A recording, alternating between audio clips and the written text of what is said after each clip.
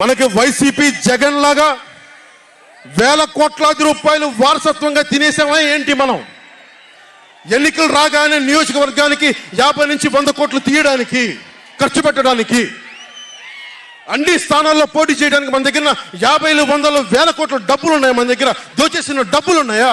లేదంటే 4 దశాబ్దాల సుదీర్ఘమైన అనుభవం ఉన్న ఒక వ్యవస్థలు ఉన్నాయా మన దగ్గర? తెలుగుదేశం పార్టీ నాయకుల్లాగా ఏమున్నాయి మన దగ్గర? వెతుక్కున్నాం, ఇటుక పెంచుకున్నాం. ఇప్పుడిప్పుడే ఇల్లు కడుతున్నాం, జనసేన ఇల్లు కడుతున్నాం, కోట కూడా కడతాం. తాడేపల్లి జగన్ కోట కూడా బద్దలు కొడతాం. సామాన్యుడు రాజకీయం చేస్తే భరించలేని ఆధిపత్యపు ధోరణి, సామాన్యులు రాజకీయం చేస్తే తట్టుకోలేరు. అధికారం వాళ్ళ ఫ్యాక్షన్ కోటల్లోనే ఉండాలి. అది దాటి మనలాంటి మామూలులోకి వస్తే, మనం వ్యూహాలు వేస్తే, మనం పొత్తులు పెట్టుకుంటే వాళ్ళు భరించలేరు. అందుకని రకరకాలుగా చెప్తారు కథలు. సామాన్యుని రాజకీయం భరించమని చెప్పండి. జగన్ సామాన్యుడు రాజకీయం చేస్తే ఇలాగే ఉంటుంది. వ్యూహాలు వేస్తాం, పొత్తులు పెట్టుకుంటాం, నీ కోటలు బద్దల కొడతాం.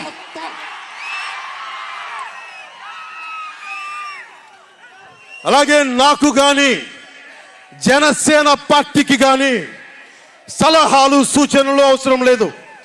సలహాలు సూచనలు ఇచ్చేవాళ్ళు అక్కర్లేదు. యుద్ధం చేసేవాళ్ళు కావాలి. కొత్త రక్తంతో, కుత్తలాడే రక్తంతో, గుండెలు చరించుకునే యువ రక్తం కావాలి. దాష్టికాన్ని నిలబడే యువకులు కావాలి. కత్తులు పట్టుకునే వీర మహిళలు కావాలి.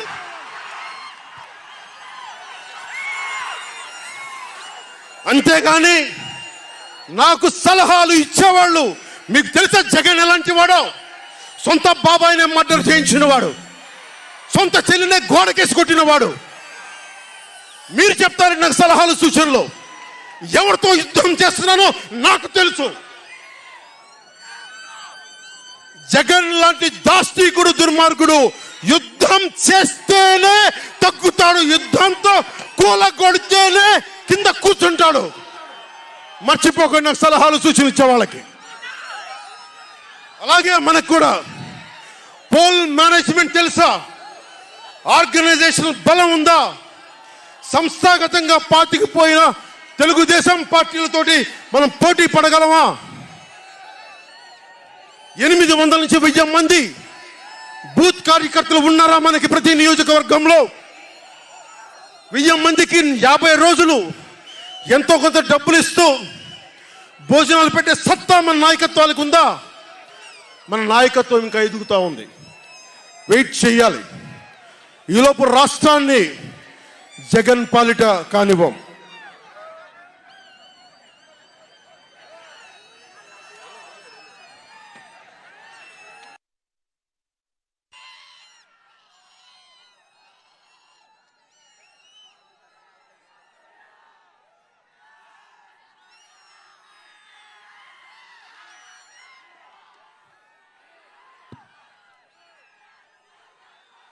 జన సైనికులు సిద్ధంగా ఉన్నా, ప్రజలు మన వైపు ఉన్నా, ప్రతి ఒక్కరిని ఓట్లకు తీసుకొచ్చే నాయకత్వం ఇంకా సిద్ధంగా ఉందా జనసేన పార్టీకి? మనందరం ఆలోచించుకోవాలి.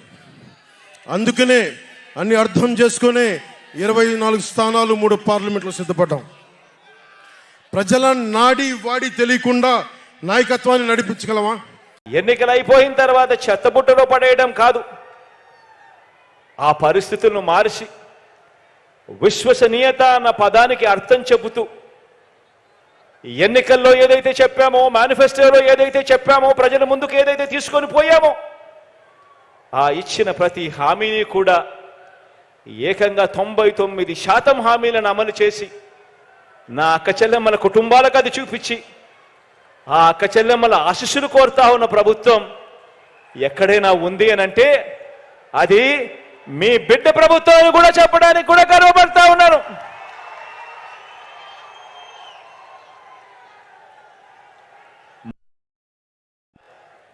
మరో వంక మనకు ప్రతిపక్షంగా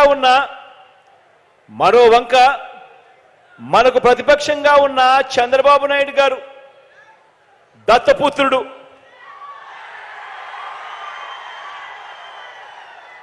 మరో వంక మనకు ప్రతిపక్షంగా ఉన్న చంద్రబాబు గారు, ఆయనతో పాటు దత్తపుత్రుడు. వీరిద్దరి పేరు చెబితే అక్క చెల్లెమ్మలకు ఏం గుర్తుకొస్తుంది?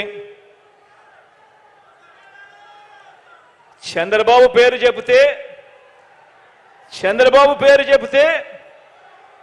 3 సార్లు సీఎంగా అక్క చెల్లెమ్మలకు చేసిన మోసాలు, వంచనలు అక్క చెల్లెమ్మలకు గుర్తుకొస్తాయి చంద్రబాబు గారి పేరు చెబితే. పొదుపు సంఘాలకు చేసిన దగా గుర్తుకొస్తుంది చంద్రబాబు గారి పేరు చెబితే. విశ్వసనీయత లేని చంద్రబాబు గుర్తుకొస్తాడు. చంద్రబాబు పేరు చెప్పినప్పుడల్లా అక్క చెల్లెమ్మలకు గుర్తుకొచ్చేది. మరి దత్తపుత్రుడి పేరు చెబితే వివాహ వ్యవస్థకేవో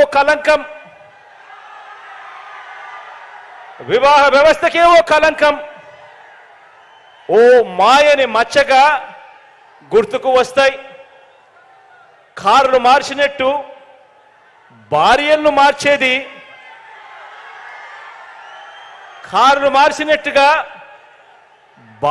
మార్చేది, ఈ విలువలు లేని ఈ దత్తపుత్రుడే అని గుర్తుకొస్తుంది.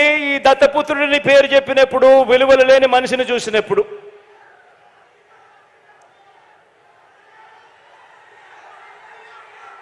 వీరిద్దరూ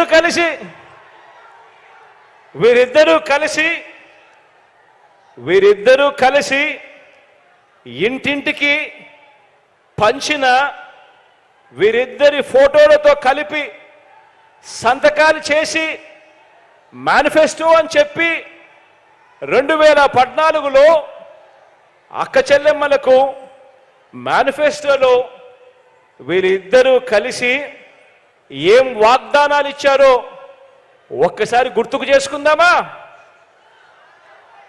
2014లో వీళ్ళిద్దరూ కలిసి మేనిఫెస్టోని రిలీజ్ చేసి సంతకాలు పెట్టి అక్క చెల్లెమ్మలకు విషయంలో వీరిద్దరూ వాళ్ళ 2014 మేనిఫెస్టోలో ఏం వాగ్దానాలు ఇచ్చారో ఒక్కసారి గుర్తుకు చేసుకుందాం. 14,205 కోట్ల రూపాయలు పొదుపు సంఘాల రుణాలన్నీ మొదటి సంతకంతోనే రద్దు చేస్తామని చెప్పి వాగ్దానం ఇచ్చారు. మొదటి సంతకంతోనే పొదుపు సంఘాల రుణాలు 14,205 కోట్ల రూపాయలు మొదటి సంతకంతోనే మాఫీ చేస్తామని, రద్దు చేస్తామని వాగ్దానం చేశారు. అక్క చెల్లెమ్మలు వాళ్ళు బ్యాంకుల్లో పెట్టిన బంగారం అంతా కూడా విడిపిస్తాము అని చెప్పి కూడా వాగ్దానం చేశారు. అప్పట్లో టీవీలో అడ్వర్టైజ్మెంట్లు కూడా మీకు గుర్తున్నాయా? ఒక అక్క చెల్లెమ్మను చూపించేవారు టీవీలలో. తాలిబొట్టును, అక్క చెల్లెమ్మ మెడలో ఉన్న తాలిబొట్టును లాగేస్తూ ఉంటుంది. వెంటనే ఇంకొక చెయ్యి వస్తుంది, ఆ చెయ్యిని పట్టుకొని బాబు వస్తున్నాడు, బ్యాంకుల్లో పెట్టిన బంగారం విడిపిస్తాడు అని చెప్పి అడ్వర్టైజ్మెంట్లు. ప్రతి ఇంటికి ఏటా 12 గ్యాస్ సిలిండర్ల మీద,